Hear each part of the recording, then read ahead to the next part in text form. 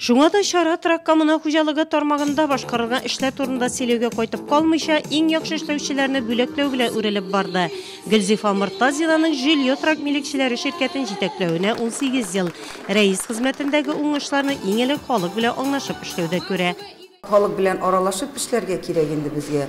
И халыкларда бик таләпчән, бездән бик күп сорыйлар, без дә тырышабыз инде. Безнең ТСЖ Жильёда 50 йортка хезмәт күрсәтәбез. Безнең эш авыр эш, конечно, халыклар безнең барсы да тырышлар. Дворниклар үзләренең бирелгән эшләрен җиренә җиткереп эшлиләр. Шәһәрдә 9 идарәче оешма 356 күп фатирлы йортларга хезмәт күрсәтә. Трак коммуна хуҗалык тармагына караган 5 оешманың да төп бурычы шәһәр халкының яшәү рәвешен яхшырту, югары дәрәҗәдә хезмәт күрсәтү. Те люди, которые могут брать на себя ответственность, могут работать с людьми, выслушивать не только благодарности, а, как правило, это недовольство людей. Как бы много ни делалось, у людей запросы только увеличиваются, и это нормально, так и должно быть. И вам приходится вот эту работу вести.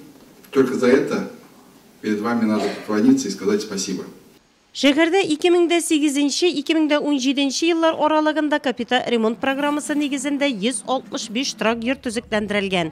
Шәһәр урамнарына, подъездларга керүче юлларга, ишек алларына асфальт җәю буенча да күләмле эшләр башкарылган. Үткән ел шәһәрдә 24 мең квадрат метрдан артык тротуар салынган.